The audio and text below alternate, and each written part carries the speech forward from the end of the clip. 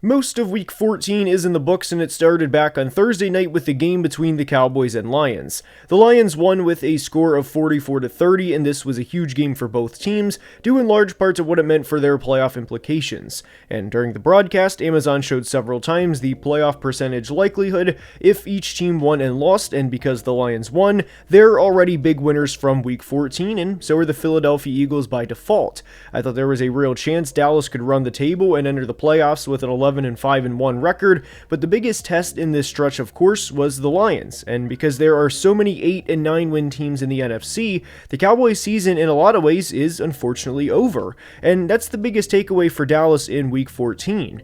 With the Lions, this was a much needed win to keep up with everyone in the NFC, and it was also really good to see them put up 44 points in the process. I thought the Lions outplayed the Cowboys in all three phases, and I know there were a few questionable calls in this game, but that certainly applies to both sides. Also, Brian Branch unfortunately tore his Achilles, which is huge for the Lions in terms of their Super Bowl push, and we of course wish Brian Branch, CeeDee Lamb, and every other player who was unfortunately hurt in Week 14 nothing but the best in their recovery.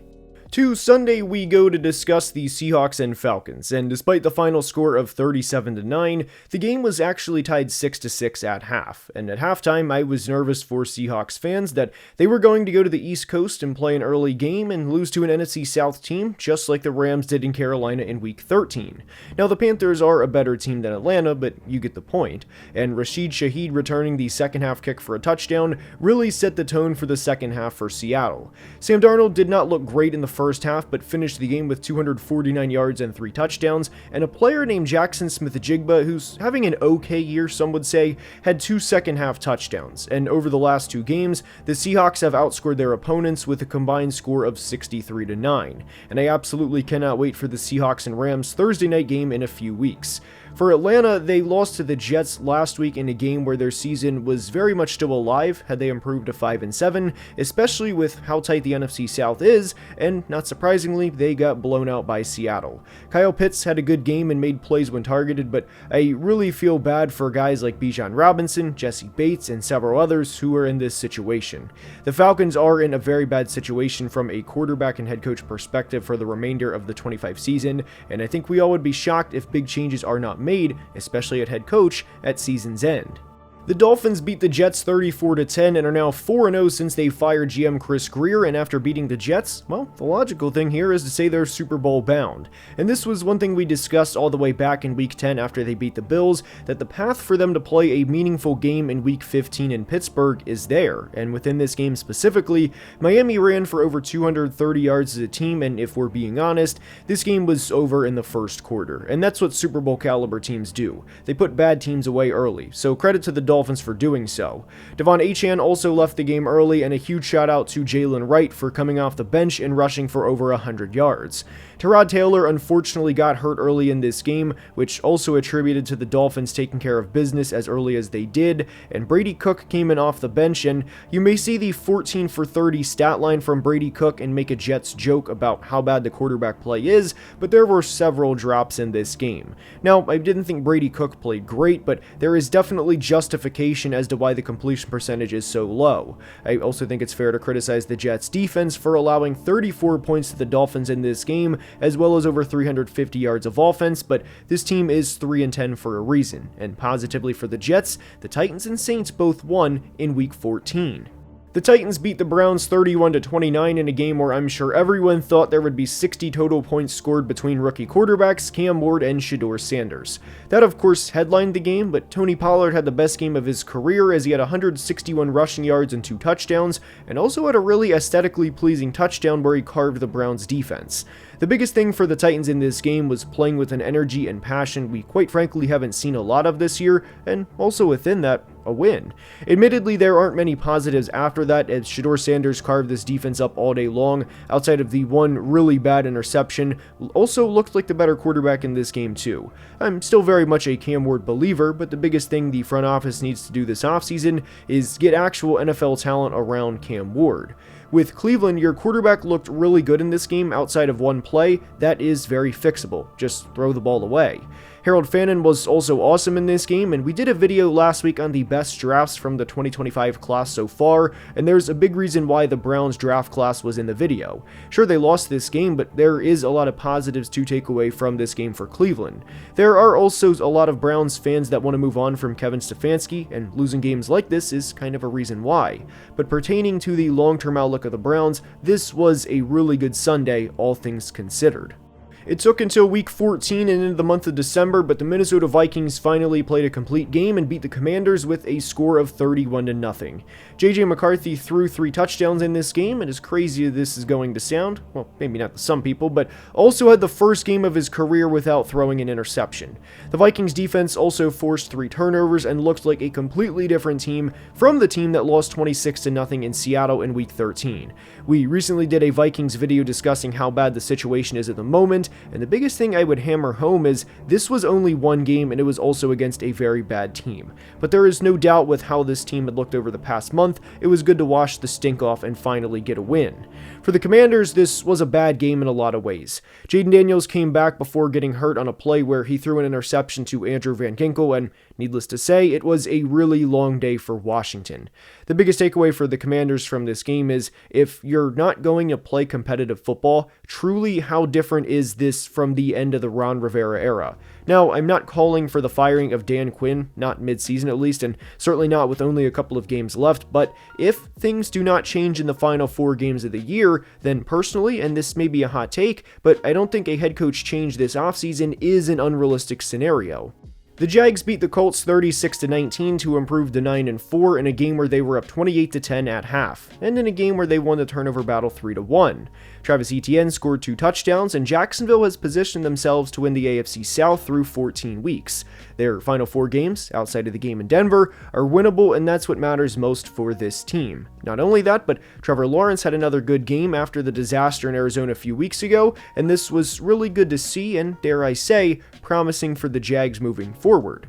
Obviously, we know how up and down Trevor Lawrence's career has been, but the last 2 weeks have been really encouraging. Now for the Colts. This was a team that was 7-1 through 8 games and are now 8-5, and within this game, Daniel Jones went down with an injury and was pretty quickly ruled out. He was visibly upset, and Shane Steichen that the injury did not look good after the game. And this is the worst case scenario for this team. I was already worried about the Colts missing the playoffs prior to this game because they had not put up more than 20 points in 3 of their last 4 games heading into week 14, but this almost confirms it. And I also wasn't the biggest fan of the Sauce Gardner trade because of the future first-round picks part, and I am worried about the Colts' future at this point. I of course feel bad for Daniel Jones, Colts fans, and everyone in the organization because unfortunately, there's no sugarcoating it. This is a bad situation. The biggest shock of all on Sunday was the Saints beating the Bucs in week 14 with a score of 24-20. The 2-10 Saints, with a second-round rookie quarterback, went on the road and beat the division-leading Buccaneers. And all I have to say is Tyler Shuck. Tyler Shuck stats admittedly are not the best, but if he continues to play like this over the final 4 games of the 2025 season, then I think you have to roll with him in 2026, and this would of course rightfully assume Fernando Mendoza wouldn't be there when you're on the clock. Shuck also looked good in the second half last week against Miami and about a month ago in Carolina too, and I couldn't be happier for Saints fans knowing what they have seen at the quarterback position really since Drew Brees retired. That's the biggest takeaway, and that's what matters most for the Saints. With Tampa, well, this is largely why I was hesitant on fully buying in with this team and thinking they were on the level of other premier teams across the NFL. I've thought for some time that the Bucs are between a good and great team, and that their coaching limits their ceiling, and if there is any doubt about your coaching staff, then you are already behind the 8 ball. And even if they pull out the NFC South over Carolina, I would ask, does it matter? I don't think so, and this in a lot of ways looks to be a lost season. The Bills beat the Bengals 39-34, and I will say prior to any takeaways, the Bengals and Bills is awesome for all football fans, and especially in the snow, and this game certainly didn't disappoint.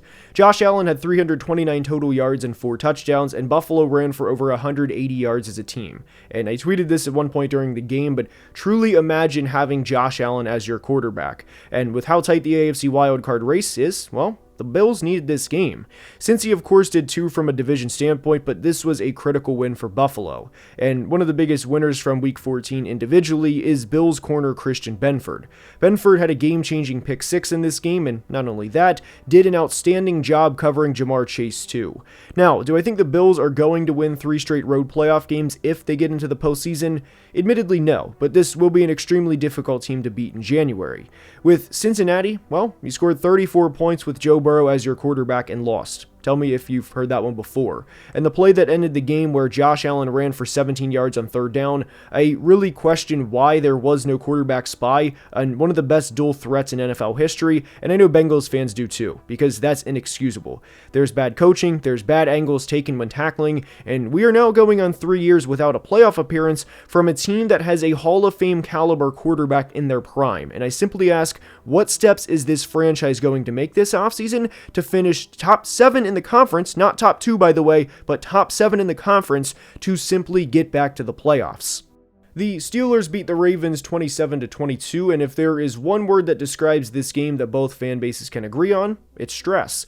I know Ravens fans are rightfully going to bring up the Isaiah Likely touchdown in the 4th quarter, and I get it, but what really frustrated me was the complete lack of situational awareness at the end of the game when there was no hustle from anybody to get the offense going ready to score. The clock was running and nobody seemed to care. I acknowledge Ravens fans have a right to feel the way they do about officiating in this game, but if they win and they go on to win the AFC North, does anyone actually think with how the Ravens have played this year, and especially in the past 6 weeks, that they're any sort of threat in this conference? Because I don't. They've been disappointing all year, and this team is now 6-7, and allowing this specific Steelers offense to score 27 points is also pretty bad. There's no excusing it. With the Steelers, 9-8 feels inevitable at this point. It was good to see DK Metcalf go for nearly 150 yards, and James Pierre also had one of the best interceptions of the season. Not only that, but you also beat your most hated rival. So on this front, it's hard to feel anything but positivity from this win. But the Steelers ran for just 34 yards as a team, and like a lot of their wins this year, they feel like they're playing with fire every time, and this game was no different. The Broncos improved to 11-2 with a 24-17 win over the Raiders, and I think the first thing that should be addressed is the Raiders nudge nudge wink wink kicking a field goal at the end to lose by 7 instead of 10, and I'll leave it at that. But for the narrative around the Broncos of how they never blow teams out and how a lot of people think they are destined to be a first-round exit, I'm not saying that that's what people think, this is kind of a hilarious game in that aspect, and with this win, Denver swept the Raiders and extended their win streak to 10 games. Expectations for this game should be reasonable, and I thought Bo Nix played good, and RJ Harvey also looked really encouraging too. Nick Bonito did Nick Bonito things and also had 2 sacks, and I know this was only a 1-score win, but Broncos fans know it wasn't a 1-score game for, well, a lot of the game, and it certainly didn't feel like it either. With the Raiders, I think what summarizes the Pete Carroll era best is kicking a field goal as time expires to lose by 7 instead of 10. People will discuss the sports betting aspect of it, but that decision alone is who the 2025 Raiders are. This team didn't play great, as usual, at least for most of the game. If I do have any big takeaway for the Raiders for the rest of the year, just play Kenny Pickett. You have absolutely nothing to lose at this point, and Kenny is a 4th-year player, and we've seen a lot of quarterbacks revive their careers over the past few years, so why not give him a shot? Also, it was really good to see Jack Bech finally get targeted consistently, and who would have thought Jack Bech makes plays when given a chance. Let the rookies play and start Kenny Pickett moving forward. It's that simple. The Rams beat the Cardinals 45-17, and this was one of the most confident games I felt about picking all year. The Rams, of course, lost in Week 13 to the Panthers, and they couldn't afford to drop back-to-back games, especially to a team that entered Week 14 with a 1-9 record in their last 10 games, and they more than took care of business.